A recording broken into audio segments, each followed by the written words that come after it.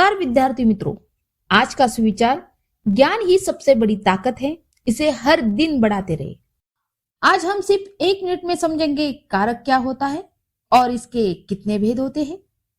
हिंदी में कारक का वह संबंध बताते हैं जो संज्ञा या सर्वनाम और क्रिया के बीच होता है। मतलब वाक्य में किसी शब्द का क्या काम है उसे कारक कहते हैं। अब हम इस तख्ते में देखेंगे कि कारक के भेद, कारक के चिन्ह और अर्थ। हिंदी कारक का सामान्य परिचय आपके सामने रखा है। कारक के 8 भेद होते हैं। पहला भेद है कर्ता कारक, कर्म कारक, करम कारक, संप्रदान कारक, अपादान कारक, संबंध कारक, अधिकरण कारक, संबोधन कारक। हर एक का चिन्ह अलग है। बस आपको 9वीं और 10वीं के बच्चों को इतना ही याद रखना है कि कारक आया, कारक चिन्ह आया तो कारक चिन्ह पहचानने के लिए आता है, उसका भेद पहचानने के लिए आता है। समझो, देखो, कर्ता कारक है तो ने है, कर्म कारक को, करण कारक से, संप्रदान कारक को के लिए, अपादान कारक से, संबंध कारक का, की, के, ना, नी, ने, रा, री, रे, अधिकरण कारक में, पर, संबोधन कारक हे, अरे, अजी। देखो यहाँ पे आपको समझ में आ रहा होगा, इस तख्ते की ओर गौर से देखो। कर्म कारक में से है, अपादान में भी से है। यहाँ पे आपको कंफ्यूजन हो सकता है। कर्म कारक का से जोड़ने वाला से होता है और अपादान का से तोड़ने वाला, अलग होने वाला से होता है। मतलब क्या, जब वाक्य आपके सामने आता है और उसमें से होता है तो से आया तो करण लिखे या अपादान, तो उसमें आपको उस वाक्य से बोध होना चाहिए कि ये जोड़ने वाला है या तोड़ने वाला है। अगर जोड़ने वाला होगा तो उससे करण कारक होगा और तोड़ने वाला होगा तो वो अपादान कारक होगा। आया समझ में बच्चों?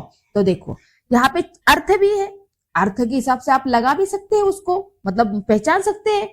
तो कर्ता कारक ने काम करने वाला होता है, कर्म कारक को जिस पर काम का प्रभाव पड़े, करण कारक से जिसके द्वारा कर्ता काम करे, कर्ता काम करे, संप्रदान कारक को के लिए जिसके लिए क्रिया की जाए, अपादान कारक से अलग होना जिससे अलगाव हो, अलगाव मतलब अलग, संबंध कारक का, की, के, ना, नी, ने, रा, री, रे अन्य पदों से संबंध हो उस शब्द का, अधिकरण कारक में, पर क्रिया का आधार, संबोधन कारक किस, हे, अरे, अजी किसी को पुकारना या बुलाना।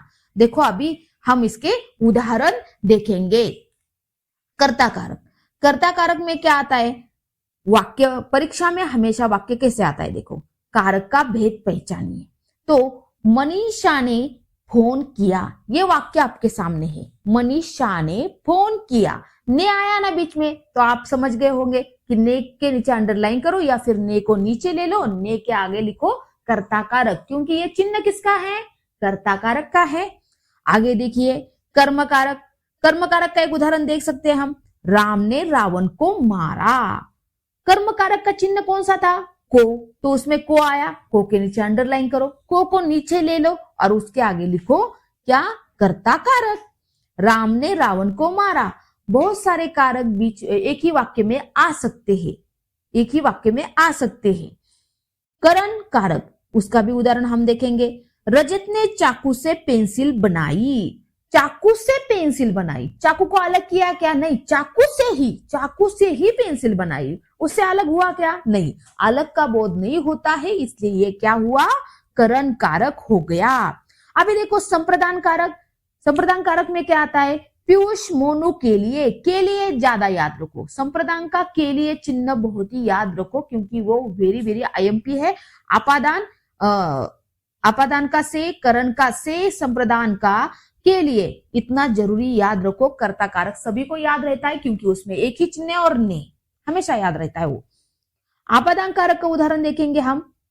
संप्रदान कारक का उदाहरण रह गया, पीयूष मोनू के लिए गाजर लाया, के लिए के नीचे अंडरलाइन, के लिए साथ में आया, के लिए साथ में आया तो क्या हो गया? संप्रदान हो गया। अपादान कारक, अपादान कारक का मतलब है उससे अलग होना। तो अमरनाथ जी अस्पताल से घर आ गए, भाई अस्पताल को छोड़ दिया, अस्पताल से घर आ गए हो। अस्पताल को छोड़ दिया मतलब अस्पताल से वो अलग हो गए। अमरनाथ जी अस्पताल से घर आ गए। संबंध कारक, संबंध कारक में संबंध बताया जाता है। तो सोनू मोनू का भाई है, का, की, के, ये जो आए सारे शब्द तो क्या बन जाता है, संबंध बन जाता है। अधिकरण कारक, अधिकरण का मतलब है कि में और पर।